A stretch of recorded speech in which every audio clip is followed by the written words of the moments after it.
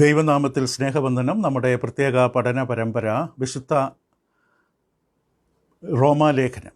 അപ്പോസ്തലനായ പൗലോസ് എന്ന ദൈവദാസനിലൂടെ നൽകപ്പെട്ട പരിശുദ്ധമായൊരു ലേഖനം, റോമർക്ക് എഴുതിയ ലേഖനം. അതിൽ നിന്നുള്ള 56-ാമത്തെ പഠനത്തിലാണ് നാം ആയിരിക്കുന്നത്. 56-ാമത്തെ പഠനം. പൗലോസ് അപ്പോസ്തലനിലൂടെ ദൈവം താൻ വിശേഷതയോടെ തിരഞ്ഞെടുക്കപ്പെട്ട തൻ്റെ സ്വന്തം ജനമായ യഹൂദന്മാരോട് ദൈവം ഇടപെടുകയാണ്. അവരുടെ ജീവിതത്തിലെ അവിശ്വസ്തത, അനുസരണക്കേട്, ദൈവനിഷേധപരമായിട്ടുള്ള അവരുടെ സ്വഭാവങ്ങൾ ദൈവം അവർ കാണിച്ചു കൊടുത്തു. ദൈവം എപ്പോഴും അങ്ങനെയാണ്, താൻ സ്നേഹിക്കുന്നവരുടെ കുറവുകളും കുറ്റങ്ങളും ദൈവം വെളിപ്പെടുത്തും. അതവർക്ക് ഏറ്റവും അനുഗ്രഹമാണ്. അവരെ തരം താഴ്ത്തുവാനോ അപമാനിക്കുവാനോ അല്ല. ദൈവം നമ്മുടെ ജീവിതത്തിൽ നമ്മുടെ കുറവുകളെ, കുറ്റങ്ങളെ ചൂണ്ടിക്കാട്ടുന്നത് അത് പരിഹരിക്കാൻ വേണ്ടിയാണ്. നമ്മുടെ കുറവുകൾ നാം തന്നെ അറിയാൻ വേണ്ടിയാണ്. കാരണം പാപം സംഭവിക്കുമ്പോൾ നാം അന്ധരായി മാറും. നമുക്ക് സംഭവിച്ചത് എന്ത് എന്ന് നമുക്ക് തിരിച്ചറിയാൻ കഴിയാതെ വരും. ആ സമയത്ത് നാം മറ്റുള്ളവരുടെ കുറവുകളും കുറ്റങ്ങളും കണ്ടെത്താൻ പരിശ്രമിക്കും. നമ്മുടെ സ്വന്തം ജീവിതത്തിലെ കുറവുകളും വീഴ്ചകളും തിരിച്ചറിയാൻ നാം ശ്രമിക്കില്ല. ഇവിടെ പൗലോസ് അപ്പോസ്തലനിലൂടെ ദൈവം യഹൂദജനം, തൻ്റെ സ്വന്തം ജനമെന്ന് വിശേഷിപ്പിക്കപ്പെട്ട മശിഹ കടന്നു വരേണ്ടതായ ജനം, ആ ജനത്തിൻ്റെ അപാകതകളും അപര്യാപ്തതകളും വൈകല്യങ്ങളും കുറവുകളും അനുസരണക്കേടും അവിശ്വസ്തതയും എല്ലാം കാണിച്ചു കൊടുക്കുകയാണ്. ഒരു കോടതി മുറിയിൽ എന്ന പോലെ അവർക്കെതിരെ പൗലോസ് സംസാരിക്കുന്നു. പൗലോസ് വളരെ വ്യക്തമായിട്ട് തൻ്റെ അടിസ്ഥാന തത്വം അവരോട് പറഞ്ഞു. വചനപ്രകാരം യഹൂദന്മാരും പുറജാതികളും ഒരുപോലെ പാപത്തിൻ്റെ കീഴിലാണ്, പാപത്തിൻ്റെ അധീനതയിലാണ്, പാപത്തിൻ്റെ അധികാരത്തിലാണ്. പാപം എന്ന യജമാനൻ ഒരു കർക്കശനായിട്ടുള്ള ഒരു ഭരണാധികാരിയെപ്പോലെ അവരുടെ മേൽ വാഴുകയാണ്. നിങ്ങൾക്ക് വേണ്ടത് ദൈവത്തിൻ്റെ നീതിയാണ്. ഇതാണ് പൗലോസ് അവരെ ഓർമ്മപ്പെടുത്തിയത്. പൗലോസ് ഇത് പറയുമ്പോൾ തീർച്ചയായിട്ടും തനിക്കറിയാം, ഇത് കേൾക്കുന്ന വിഭാഗത്തിൽ യഹൂദന്മാരും പ്രജാതികളോടുമാണ് പറഞ്ഞതെങ്കിൽ പോലും ഇതിൽ യഹൂദന്മാർ തന്നോട് പ്രതിഷേധിക്കും, അവർ എതിർക്കുമെന്ന് പൗലോസ് നന്നായിട്ടറിയാം.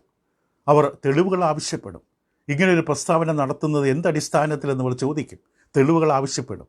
അതുകൊണ്ട് തന്നെ അവർ കൊണ്ടു നടക്കുന്ന, അവർ പ്രശംസിക്കുന്ന, അവർക്ക് ദൈവം ഭരമേൽപ്പിച്ച ന്യായപ്രമാണത്തിന് തന്നെ പൗലോസ് ഉപയോഗിച്ചുകൊണ്ട് അവർക്കെതിരെ തെളിവുകൾ നിരത്തുകയാണ്. ഇതാണ് 10 മുതൽ 18 വരെയുള്ള വേദഭാഗം. റോമർക്കെതിരെ ലേഖനം 3-ാം അധ്യായം. നമ്മുടെ 56-ാമത്തെ പഠനത്തിൽ നാം നിൽക്കുമ്പോൾ ഈ ഭാഗത്തിലാണ് നമ്മുടെ ഊന്നൽ ഇപ്പോൾ കൊടുക്കുന്നത്. റോമലേഖനം 3-ാം അധ്യായത്തിലെ 10 മുതൽ 18 വരെ 9 വാക്യങ്ങൾ പൗലോസ് അപ്പോസ്തലൻ 2 പഴയ പുസ്തകങ്ങളിൽ നിന്ന് ഉദ്ധരിക്കുന്നു. 9 വാക്യങ്ങൾ സങ്കീർത്തന പുസ്തകത്തിൽ നിന്നും യെശയ്യാ പ്രവാചകൻ്റെ പുസ്തകത്തിൽ നിന്ന്. ബൈബിൾ കാലഘട്ടങ്ങളിൽ ഈ സമീപനത്തെ പ്രത്യേകിച്ച് ഖാരസ് എന്ന എബ്രായ വാക്കുകൊണ്ട് ഉപയോഗിക്കുന്നു. കാരണം ഈ മുത്തുമണികൾ ഒരുമിച്ചൊരു മാലയിൽ കോർത്തിണക്കുന്നത് പോലെ ആണ് പൗലോസ് ഇവിടെ കൈകാര്യം ചെയ്യുന്നത്. ഈ ശൈലി പൗലോസ് റോമാലേഖനത്തിൽ പലപ്പോഴും ഉപയോഗിച്ചിട്ടുണ്ട്. റോമലേഖനം 9-ാം അധ്യായത്തിൻ്റെ 25 മുതൽ 27 വരെ, റോമർ 10-ാം അധ്യായം 18 മുതൽ 21 വരെ, റോമർ 11-ാം അധ്യായം 8 മുതൽ 10 വരെ, റോമർ 15-ാം അധ്യായം 9 മുതൽ 12 വരെ. പക്ഷെ ഇപ്പോൾ ഇവിടെ റോമാലേഖനം 3-ാം അധ്യായത്തിലാണ് ഏറ്റവും ദീർഘമേറിയ ആ തരത്തിലുള്ള ഉപയോഗം കാണാൻ കഴിയുന്നത്. ഒരു വിധത്തിൽ പുതു നിയമത്തിൽ തന്നെ ഏറ്റവും ദീർഘമേറിയ ഒരു പ്രയോഗം ഇവിടെയാണ്, ഈ അധ്യായത്തിലാണ് നമുക്ക് കാണാൻ കഴിയുന്നത്.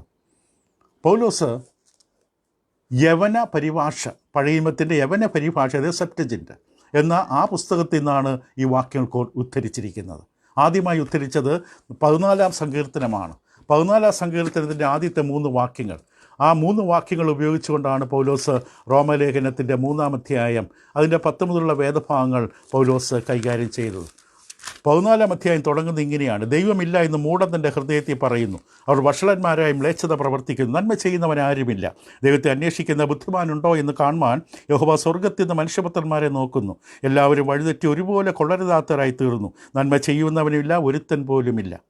ഇതാണ് പൗലോസ് ഇവിടെ വ്യക്തമായിട്ട് റോമലേഖനം 3-ാം അധ്യായത്തിൻ്റെ 10-11 വാക്യങ്ങളിൽ പറഞ്ഞു. നീതിമാൻ ആരുമില്ല, ഒരുത്തൻ പോലുമില്ല, ഗ്രഹിക്കുന്നവനില്ല, ദൈവത്തെ അന്വേഷിക്കുന്നവനുമില്ല, എല്ലാവരും വഴിതെറ്റി ഒരുപോലെ കൊള്ളരുതാത്തവരായി തീർന്നു, നന്മ ചെയ്യുന്നവനില്ല, ഒരുത്തൻ പോലുമില്ല.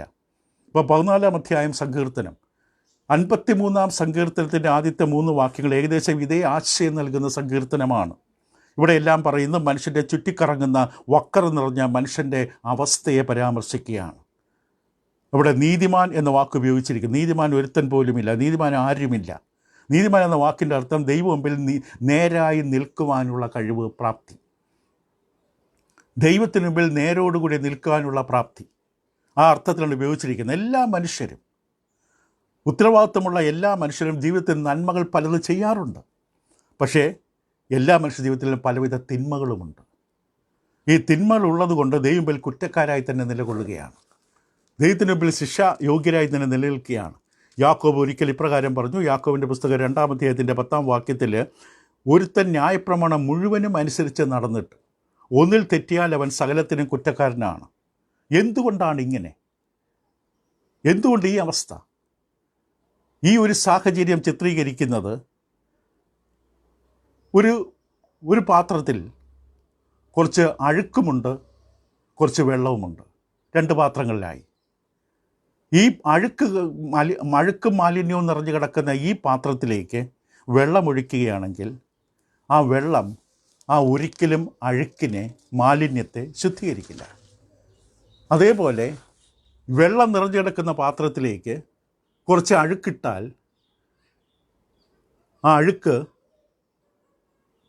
തീർച്ചയായിട്ടും ആ വെള്ളത്തെയും മലിനമാക്കും. അതിന് സംശയമില്ല. പാപം ഇതുപോലെയാണ്. എത്രമാത്രം നന്മകൾ നമ്മുടെ ജീവിതത്തിൽ ഉണ്ടെങ്കിലും, സൽപ്രവൃത്തികൾ ഉണ്ടെങ്കിലും, നമ്മുടെ ജീവിതത്തിലെ തിന്മകൾ നിമിത്തം നാം പാപികളായി മാറും.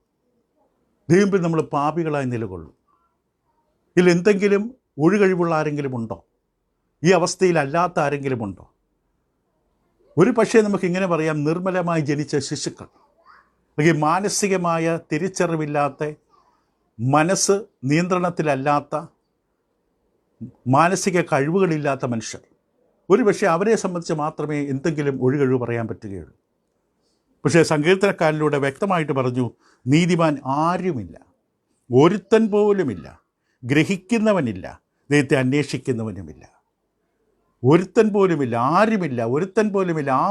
ആവർത്തിച്ച് പൗലോസ് അസന്നിഗ്ധമായി 14-ാം സങ്കീർത്തനത്തെ ഉദ്ധരിച്ചുകൊണ്ട് അത് വ്യക്തമായി വെളിപ്പെടുത്തി.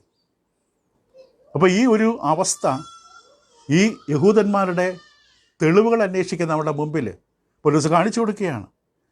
നിങ്ങൾക്ക് ദൈവം മുമ്പിൽ നിൽക്കാനുള്ള യാതൊരു അർഹതയുമില്ല. നിങ്ങളുടെ ജീവിതത്തിൽ തിന്മയാണ്, തെറ്റുകളാണ്. എന്നിട്ട് പൗലോസ് അവരോട് തുടർന്നുള്ള വേദഭാഗങ്ങളിലൂടെ പറഞ്ഞു കൊടുക്കാൻ പോകുന്നത് അവിടെ നാവുകൊണ്ട് സംഭവിച്ച പിഴവുകളാണ്. സാധാരണ രീതിയിൽ എല്ലാ മനുഷ്യരും സംഭവിക്കുന്ന പിഴവുകളുടെ ഒരു പട്ടിക നിരത്തും. നാവിൻ്റെ പിഴവുകൾ സങ്കീർത്തനത്തിൽ ഉദ്ധരിച്ചുകൊണ്ടാണ് എഴുതുന്നത്. ഒരു അപ്രിയമായിട്ടുള്ള ജീവിതശൈലി, വെറുപ്പുളവാക്കുന്ന ജീവിതശൈലി. റോമലേഖനം 3-ാം അധ്യായത്തിൻ്റെ 13-ാം വാക്യം മുതൽ ആരംഭിക്കുമ്പോൾ അവിടെ തൊണ്ട തുറന്ന ശവക്കുഴി. ഇപ്പോൾ ശവക്കോട്ടയിലെ ശവക്കുഴികൾ വർഷങ്ങളായ, മാസങ്ങളായ ശവമടക്കിയ കുഴി നമ്മൾ തുറന്നാൽ അതുണ്ടാകുന്നതെന്ന് നമുക്കറിയാം. ദുർഗന്ധമായിരിക്കും. അവിടെ തൊണ്ട, അവിടെ സംസാരം തുറന്ന ശവക്കുഴിക്ക് തുല്യം. സങ്കീർത്തനം 5:9 തുടർന്ന് പറഞ്ഞു, നാവുകൊണ്ടവർ ചതിക്കുന്നു, സർപ്പവിഷം അവരുടെ അധരങ്ങൾക്ക് കീഴെയുണ്ട്. മധുരമായി വാക്ക് പറയുമ്പോഴും പലരുടെ പിന്നിലുള്ള ചിന്താഗതി ചതിക്കുന്നതിനുള്ള സർപ്പവിഷത്തിൻ്റെ വിഷ അംശമാണ്. അതും നമ്മൾ കണ്ടു. 140-ാം സങ്കീർത്തനം 3-ാം വാക്യം ഉദ്ധരിക്കുന്നു. തുടർന്ന് 10-ാം സങ്കീർത്തനം 7-ാം വാക്യത്തിലും ഇതേ ആശയം കാണാം. അവിടെ തുറന്ന ശവക്കുഴി, നാവുകൊണ്ടവർ ചതിക്കുന്നു, സർപ്പവിഷം അവിടെ അധരങ്ങൾക്ക് കീഴെയുണ്ട്, അവിടെ വായിൽ ശാപവും കയ്പും നിറഞ്ഞിരിക്കുന്നു. അത് 10-ാം സങ്കീർത്തനത്തിൻ്റെ 7-ാം വാക്യമാണ്. അവിടെ നാവിൽ കയ്പും ശാപവും നിറഞ്ഞിരിക്കുന്നു. നമ്മുടെ സമയപരിമിതി കൊണ്ട് ഇതെല്ലാം വളരെ വിശദമായിട്ട് ഒരു മനുഷ്യനെ അപഗ്രഥിച്ചുകൊണ്ട് ദൈവം ഒരു ശസ്ത്രക്രിയ പോലെ സ്കാൻ ചെയ്യുന്നത് പോലെ അവൻ്റെ എല്ലാ ഭാഗങ്ങളെയും ഉദ്ധരിച്ചുകൊണ്ട് കാണിച്ചിരിക്കുകയാണ്. ഇപ്പോൾ തെളിവുകൾ അന്വേഷിക്കുന്ന യഹൂദന്മാരുടെ മുമ്പാകെ പൗലോസ് അവരുടെ തന്നെ പുസ്തകത്തിൽ നിന്ന്, സങ്കീർത്തനം, യെശയ്യാവ് തുടങ്ങിയ പുസ്തകങ്ങളിൽ നിന്ന് വ്യക്തമായിട്ട് ഇതിനെ കാണിച്ചു കൊടുത്തു. നാവുകൊണ്ട് ചെയ്യുന്ന പാപങ്ങൾ. നമ്മൾ ആർക്കെങ്കിലും, ഭൂമിയിൽ ഏതെങ്കിലും മനുഷ്യൻ എൻ്റെ നാവുകൊണ്ട് ഞാൻ ഇതുവരെ ഒരു പാപവും, ഒരു അകൃത്യവും, ഒരു തിന്മയും, ഒരു കള്ളവും, ഒരു വ്യാജവും, അന്യായവും പറഞ്ഞിട്ടില്ലെന്ന് പറയാൻ കഴിവുള്ള ഒരാൾ പോലും ഉണ്ടാകില്ല. എല്ലാവരും ഒരു വിധത്തിലല്ലെങ്കിൽ മറ്റൊരു വിധത്തിൽ നാവുകൊണ്ട് പാപം ചെയ്യുന്നവരാണ്. യാക്കോബ് തൻ്റെ പുസ്തകത്തിൽ, ലേഖനത്തിൽ 3-ാം അധ്യായം 8-ാം വാക്യം പറഞ്ഞ്, നാവ് അടങ്ങാത്ത ദോഷം, മരണകരമായ വിഷം നിറഞ്ഞത്. നാവിനെക്കുറിച്ച് ദൈവം വചനത്തിലൂടെ നൽകിയിരിക്കുന്നതാണ് അടങ്ങാത്ത ദോഷം. ഒരു ചെറിയ നാവ് കൊണ്ട് എന്തെല്ലാമാണ് നശിപ്പിക്കുന്നത്. കാട്ടുതീ, ഒരു ചെറിയ തീപ്പൊരി കൊണ്ട് ഒരു കാട്ടുതീ കാടിന് മുഴുവൻ കത്തിച്ച് നശിപ്പിക്കുന്ന പോലെ. പക്ഷേ നാവ് വല്ലാതെ ദുഷ്ടമായിട്ടുള്ള പ്രവർത്തനങ്ങൾക്ക് ആരംഭം കുറിക്കുന്നവയാണ്. ഇപ്രകാരമുള്ളൊരവസ്ഥ, അനീതി നിറഞ്ഞ മനുഷ്യൻ ഏതറ്റം വരെ പോകും. അതാണ് പൗലോസ് അപ്പോസ്തലൻ ഇവിടെ വ്യക്തമായി യെശയ്യാപ്രവാചകന്റെ പുസ്തകം 59-ാം അധ്യായം കോട്ട് ചെയ്തുകൊണ്ട്, അതിൻ്റെ 7-8 വാക്യങ്ങൾ കോട്ട് ചെയ്തുകൊണ്ട് അവതരിപ്പിക്കും. യെശയ്യാപ്രവാചകന്റെ പുസ്തകം 59-ാം അധ്യായം എൻ്റെ 7-8 വാക്യങ്ങൾ ഇങ്ങനെയാണ്: അവിടെ കാൽ ദോഷത്തിനായി ഓടുന്നു, കുറ്റമില്ലാത്ത രക്തം ചിന്നുവാൻ ബന്ധപ്പെടുന്നു. ഇവിടെ നിരൂപണങ്ങൾ അന്യായ നിരൂപണങ്ങളാകുന്നു, ശൂന്യവും നാശവും അവരുടെ പാതകളിലുണ്ട്. സമാധാനത്തിൻ്റെ വഴി അവർ അറിയുന്നില്ല. അവിടെ നടപ്പിൽ ന്യായവുമില്ല.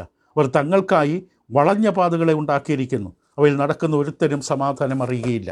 വളരെ ശക്തമായ വാക്കുകളാണ്. നോക്കുക, അവരുടെ ജീവിതത്തിൻ്റെ പരിണിത ഫലം, അവരുടെ സ്വഭാവം കൊണ്ട് കൊണ്ടുവന്ന അനന്തര ഫലത്തെക്കുറിച്ചാണ് പറയുന്നത്. അവിടെ കാലുകളെക്കുറിച്ച്, അവരുടെ നിരൂപണങ്ങളെക്കുറിച്ച്, എല്ലാ വിധത്തിലും അവിടെ മൊത്തം അവിടെ പരാമർശിക്കുകയാണ്. അവിടെ തൊണ്ട, നാവ്, അധരം, വായ്, പിന്നെ കാല്. മാരകമായ രോഗം കൊണ്ട് അടിമുടി രോഗബാധിതമായൊരവസ്ഥ, തല മുതൽ കാലുവരെ രോഗബാധിതമായ അവസ്ഥ. ഇപ്പോൾ ഈ ഒരു അവസ്ഥ പരാമർശിക്കുമ്പോൾ അവസാനമായിട്ട് പൗലോസ് ഉപയോഗിച്ച് 36 സങ്കീർത്തനം 1 വാക്യമാണ്. 36 സങ്കീർത്തനം 1 വാക്യം ഇങ്ങനെ കാണാം: ദുഷ്ടന് തൻ്റെ ഹൃദയത്തിൽ പാപോദ്ദേശമുണ്ട്, അവൻ്റെ ദൃഷ്ടിയിൽ ദൈവഭയമില്ല. വളരെ ശക്തമായിട്ടുള്ള ഒരു തെളിവാണ്, വളരെ സത്യമായിട്ടുള്ള ഒരു ആരോപണമാണ്. ഇവരുടെ ദൃഷ്ടിയിൽ ദൈവഭയമില്ല. ഭയം, ഫോബോസ് എന്ന ദേവന വാക്ക്, ഉദാത്തമായ ബഹുമാനവും ആദരവും പ്രകടമാക്കുന്ന വാക്ക്. ഇപ്രകാരം അവിടെ ഹൃദയത്തിൽ ഈ പാപങ്ങളൊക്കെ സംഭവിക്കാൻ, ഇവിടെ ജീവിതത്തിൽ ഈ പാപങ്ങളൊക്കെ സംഭവിക്കാൻ ഇടവന്നതിൻ്റെ കാരണം എന്താണ്? ദൈവഭയമില്ല. ജീവിതത്തിൽ ദൈവഭയമില്ല. ദൈവത്തെ ഭയപ്പെടുക, ബഹുമാനിക്കുക, ആദരിക്കുക, ആരാധിക്കുക, ഇതെല്ലാം അടങ്ങുന്ന അർത്ഥമാണ്. ജീവിതത്തിൽ ദൈവത്തെ ഭയമില്ലാത്ത മനുഷ്യർ ആരെയും ബഹുമാനിക്കില്ല. അവർ അവനവനെ തന്നെ ബഹുമാനിക്കില്ല. ഇപ്പോൾ ഈ വേദഭാഗം റോമലേഖനം 3-ാം അധ്യായം 9 മുതൽ 18 വരെയുള്ള വേദഭാഗം ഉപയോഗിച്ചുകൊണ്ട് ഒരു മനുഷ്യൻ പാരമ്പര്യമായി ജന്മനാ ലഭിച്ച വൈകല്യങ്ങൾ ഉണ്ട് എന്ന് സ്ഥാപിക്കാൻ ചിലർ ശ്രമിക്കാറുണ്ട്. അവർ ജനിക്കുമ്പോൾ തന്നെ വൈകല്യങ്ങളോടുകൂടി ജനിക്കുകയാണ്. അതായത് ആ ഉപദേശത്തിൻ്റെ ആശയം ഇങ്ങനെയാണ്: ഒരു കുഞ്ഞ് ജനിക്കുമ്പോൾ ആദാമിൻ്റെ പാപം പേറിക്കൊണ്ടാണ് വൈകല്യത്തോടു കൂടിയാണ് ജനിക്കുന്നത്. ഈ ദൈവവചന വിരുദ്ധമായ ഉപദേശവിരുദ്ധമായിട്ടുള്ള ഈ ഒരു അഭിപ്രായം റോമലേഖനം 5-ാം അധ്യായത്തിൽ എത്തുമ്പോൾ നാം വിശദമായി കൈകാര്യം ചെയ്യും. ഇതിൽ 2 കാര്യങ്ങൾ മാത്രം ഇവിടെ ഒന്ന് പറയട്ടെ. ഒരു വ്യക്തി ജനിച്ചു വീഴുമ്പോൾ, ഒരു ശിശു ജനിച്ചു വീഴുമ്പോൾ ആദാമിൻ്റെ പാപവും പേറിക്കൊണ്ടാണോ ജനിക്കുന്നത്? വൈകല്യങ്ങളോട് കൂടിയാണോ, പാപങ്ങളോട് കൂടിയാണ് ജനിക്കുന്നത്? 2 കാര്യങ്ങൾ മാത്രം ഇപ്പോൾ ശ്രദ്ധിക്കുക. ഒന്ന്, ബൈബിൾ ഒരിടത്തും ഈ ഒരു ഉപദേശത്തെക്കുറിച്ച് പറയുന്നില്ല, ഈ ഉപദേശത്തെ അംഗീകരിക്കുന്നുമില്ല. ശിശുക്കൾ ജനിക്കുമ്പോൾ നിർമ്മലരാണ്, വിശുദ്ധരാണ്. മത്തായിയുടെ സുവിശേഷം 18-ാം അധ്യായം 3-ാം വാക്യത്തിൽ ക്രിസ്തു ശിശുക്കളെ എൻ്റെ അടുക്കിലേക്ക് വിടുവിൻ, ഇങ്ങനെയുള്ളവരുടേതല്ലയോ ദൈവരാജ്യം. താൻ അവരെ അനുഗ്രഹിക്കേണ്ടവിടെ തലയിൽ കൈവച്ച് അനുഗ്രഹിക്കേണ്ടതിന് തൻ്റെ അടുക്കൽ വരുവാൻ കൽപ്പിച്ചു. ഓരോ വ്യക്തികളും അവൻ്റെ അവളുടെ സ്വന്തം പാപങ്ങൾക്കാണ് ഉത്തരവാദി, ആദാമിൻ്റെ പാപങ്ങൾക്കല്ല. എസെക്കിയേൽ പ്രവാചകന്റെ പുസ്തകം 18-ാം അധ്യായം 2-ാം വാക്യത്തിൽ ദൈവം വ്യക്തമായിട്ട് ഒരു പഴഞ്ചൊല്ല് പോലെ അവരെ ശാസിച്ചു. അവരൊരു പഴഞ്ചൊല്ല് പറഞ്ഞ് പരിശീലിച്ചു. എന്താണ്? അപ്പൻ പച്ചമുന്തിരിക്ക തിന്നാൽ മക്കളുടെ പല്ല് പുളിക്കും. ദൈവം ഇസ്രായേലിൽ ഇങ്ങനെ ഒരു പഴഞ്ചൊല്ല് ഇനി പറയരുത്, അങ്ങനെ ചിന്താഗതി പാടില്ല. 18-ാം അധ്യായം എസെക്കിയേൽ അതിൻ്റെ 2-ാമത്തെ വാക്യം ഇവിടെ ഇപ്രകാരമാണ് നമുക്ക് കാണാൻ കഴിയും: അപ്പന്മാർ പച്ചമുന്തിരിക്ക തിന്ന് മക്കളുടെ പുല്ല് പുളിച്ചു എന്ന് നിങ്ങൾ ഇസ്രായേൽ ദേശത്ത് ഒരു പഴഞ്ചൊല്ല് പറയുന്നത് എന്ത്? എന്നാണ്? ഇനി നിങ്ങൾ ഇസ്രായേലി പഴഞ്ചൊല്ല് പറയാൻ ഇടവരികയില്ല എന്ന് യഹോവ കർത്താവിൻ്റെ അരുളപ്പാട്. അപ്പൻ പച്ചമുന്തിരിക്ക തിന്നാൽ മക്കളുടെ പല്ല് പുളിക്കില്ല. പാപത്തിൻ്റെ ഉത്തരവാദി മക്കളല്ല. ഓരോരുത്തർ ചെയ്യുന്ന പാപം ചെയ്യുന്ന ദേഹി മരിക്കുമെന്ന് വ്യക്തമായി ആ അധ്യായത്തിലും പുതിയ നിയമത്തിലും കാണാം. 2-ാം നമ്മൾ ശ്രദ്ധിക്കേണ്ട കാര്യം, റോമലേഖനം 3-ാം അധ്യായം 9 മുതൽ 18 വേദഭാഗം അതൊരിക്കലും നേരത്തെ പറഞ്ഞില്ല ജന്മനാ വൈകല്യത്തോടുകൂടി പാപത്തോടുകൂടി എല്ലാ മനുഷ്യൻ ജനിക്കുന്നത് എന്നവിടെ പഠിപ്പിച്ചിട്ടില്ല, എന്നല്ല പഠിപ്പിച്ചത്. നമ്മൾ ഈ വായിച്ച സങ്കീർത്തനത്തിലെ യെശയ്യാവിലെ വാക്യങ്ങൾ ഒന്നുകൂടെ പരിശോധിച്ച് നോക്കുക. അതെല്ലാം സംസാരിച്ച ഉത്തരവാദിത്തമുള്ള പക്വതയുള്ള മനുഷ്യരോടാണ്, കുട്ടികളോടല്ല. എന്തിനാണ് പൗലോസ് ഇതൊക്കെ പറയുന്നത്? ഇത് പറയാനുള്ള കാരണം എന്താണ്? കാരണം പൗലോസ് തീർച്ചയായിട്ടും പ്രതികരണം പ്രതീക്ഷിക്കുന്നു. യഹൂദന്മാരിൽ നിന്ന് പ്രതികരണം പ്രതീക്ഷിക്കുന്നു. സങ്കീർത്തനത്തിൽ നിന്നും യെശയ്യാപ്രവാചകത്തിൽ നിന്നും താൻ സംസാരിക്കുമ്പോൾ ഒരു പ്രതികരണം അതുമാണ് 19-ാം വാക്യം പൗലോസ് പരാമർശിച്ചു. റോമലേഖനം 3:19 ന്യായപ്രമാണം പറയുന്നതെല്ലാം ന്യായപ്രമാണത്തിൽ കീഴുള്ളവരോട് പ്രസ്താവിക്കുന്ന നാം അറിയുന്നു. അങ്ങനെ ഏത് വായും അടഞ്ഞ് സർവ്വലോകവും ദൈവസന്നിധിയിൽ ശിക്ഷായോഗ്യമായി തീരേണ്ടതിന് തന്നെ. ഇതാണ് ഉദ്ദേശം. കാരണം ദൈവത്തിൻ്റെ പ്രമാണത്തിലൂടെ എല്ലാ മനുഷ്യർക്കും ആവശ്യമായ പല കാര്യങ്ങളുണ്ട്. പക്ഷേ പ്രത്യേകിച്ച് ദൈവത്തിൻ്റെ ന്യായപ്രമാണം യഹൂദന്മാർക്കുള്ളതാണ്. അപ്പോൾ അതുകൊണ്ടാണ് പറഞ്ഞത് ന്യായപ്രമാണം പറയുന്നതെല്ലാം ന്യായപ്രമാണത്തിൽ കീഴുള്ളവരോട് പ്രസ്താവിക്കുന്ന നാം അറിയുന്നു. യഹൂദന്മാർക്ക് വേണ്ടിയാണ് ദൈവം ന്യായപ്രമാണം കൊടുത്തത്. അതിൻ്റെ കാര്യങ്ങൾ മറ്റുള്ളവർക്കും പ്രയോജനമുള്ളതാണ്. അതുകൊണ്ട് അന്തിമമായി പറയുകയാണെങ്കിൽ ന്യായപ്രമാണം പറയുന്നത് യഹൂദനോട് നീ ന്യായപ്രമാണത്തിൻ്റെ കീഴിലാണ്, ന്യായപ്രമാണത്തിൻ്റെ കീഴിലാണ്, അതിൻ്റെ അധികാരത്തിന് കീഴിലാണ്. അതുകൊണ്ട് നിനക്കിനി ന്യായീകരണമില്ല, നിൻ്റെ വായടയും. നിനക്ക് ഒരിക്കലും ഒരു ന്യായീകരണം ദൈവം നിരത്താൻ കഴിയില്ല. നിൻ്റെ വാ അടയുക തന്നെ വേണം. നിനക്ക് ദൈവത്തിൽ വാ തുറക്കാൻ അവകാശമില്ല. ഇതാണ് പൗലോസ് ഇവിടെ അവതരിപ്പിക്കാൻ ആഗ്രഹിക്കുന്നത്. ഒരു യഹൂദനെ സംബന്ധിച്ച് ദൈവത്തിൽ കയറി ചെന്ന് ഞാൻ യോഗ്യനാണ്, ഞാൻ നല്ലപോലെ ജീവിച്ചവനാണ്, ബാല്യം മുതലേ ചെറുപ്പം മുതലേ പ്രമാണം അനുസരിക്കുന്നവനാണ്, എന്നെ ദൈവം അനുഗ്രഹിക്കാൻ കടപ്പെട്ടിരിക്കുന്നു എന്ന രീതിയിൽ നിൽക്കാൻ അവകാശമില്ല. ഏതു വായും അടഞ്ഞു സർവ്വലോകവും, അതായത് യഹൂദനും പുറജാതികളും, അവിടെ തന്നെ പറയുന്നുണ്ട് സർവ്വലോകവും ദൈവസന്നിധി ശിക്ഷായോഗ്യരാണ്. രക്ഷിക്കപ്പെടാനുള്ള അർഹത മനുഷ്യർക്കില്ല. റോമലേഖനം 14:12 വാക്യത്തിൽ തന്നെ പറഞ്ഞു. അവിടെയും പൗലോസ് അപ്പോസ്തലൻ റോമലേഖനം 14 അധ്യായത്തിൻ്റെ 12 വാക്യത്തിൽ ഇങ്ങനെയാണ് പറഞ്ഞത്: ആകയാൽ നമ്മിൽ ഓരോരുത്തരും ദൈവത്തോട് കണക്ക് ബോധിപ്പിക്കേണ്ടി വരും. എല്ലാവരും ദൈവത്തോട് കണക്ക് പറയേണ്ടി വരും. എല്ലാ വായും അടഞ്ഞ് നീകരിക്കാൻ ന്യായീകരിക്കാൻ മനുഷ്യർക്ക് കഴിയില്ല. വീണ്ടും കോടതി മുറിയിലേക്ക് മടങ്ങി വരാം. കോടതി മുറിയിൽ ഇതാ ഒരു കുറ്റാരോപിതനായി നിൽക്കുന്നൊരു മനുഷ്യൻ. അവൻ ന്യായങ്ങൾ നിരത്താൻ നോക്കി, അവൻ ചെയ്തത് ന്യായീകരിക്കാൻ തോന്നി. പൗലോസ് അവന് തിരികെ തെളിവുകൾ കൊടുത്തു. അവൻ്റെ വായടയുകയാണ്. അവനിന്ന് പറയാനൊന്നുമില്ല, അവനിന് പ്രതിരോധമില്ല, അവൻ നിശബ്ദനാണ്. അവൻ അത്രമാത്രം തെളിവുകളാണ് തനിക്കെതിരെ. തൻ്റെ ചിന്തകൾ, നിരൂപണങ്ങൾ, ദൈവഭയമില്ലാത്ത അവസ്ഥ, തൻ്റെ കാല്, ജീവിതശൈലി, മനോഭാവങ്ങൾ, താല്പര്യങ്ങൾ, നാവിൻ്റെ ഉള്ളിൽ ഒളിഞ്ഞു കിടക്കുന്ന വിഷം, വക്രത, ശാപം തുടങ്ങി സകലതും തനിക്കെതിരെ തെളിവുകളായി നിരക്കുകയാണ്. അവസാനം പൗലോസ് പറഞ്ഞു, നിനക്കിനി സ്വയം പ്രതിരോധിക്കാൻ ഒന്നുമില്ല, നീ കുറ്റക്കാരനാണ്. അതുകൊണ്ട് അവർ ആവശ്യപ്പെട്ട തെളിവുകൾ പൗലോസ് അവരുടെ പുസ്തകത്തിൽ നിന്ന് തന്നെ, വചനത്തിലൂടെ തന്നെ കൊടുത്തു. അവിടെ വായടയുകയാണ്. തുടർന്നുള്ള വാക്യങ്ങൾ നമുക്ക് അടുത്ത പഠനത്തിൽ പഠിക്കാം. 3-ാം അധ്യായത്തിൻ്റെ 20-ാം വാക്യം. അതുകൊണ്ട് ന്യായപ്രമാണത്തിലെ പ്രവൃത്തികളാൽ ഒരു ജഡവും അവൻ്റെ സന്നിധിയിൽ നീതീകരിക്കപ്പെടുകയില്ല. ന്യായപ്രമാണത്തിൽ ആശ്രയിച്ച് ദൈവസന്നിധിയിൽ നീതീകരിക്കപ്പെടാമെന്ന് പ്രതീക്ഷിക്കുന്നുണ്ടെങ്കിൽ സാധ്യമല്ല. അതല്ല രക്ഷയ്ക്കുള്ള മാർഗം. നിങ്ങളെ സഹായിക്കട്ടെ. തുടരാം അടുത്ത പഠനത്തിൽ. Thank you.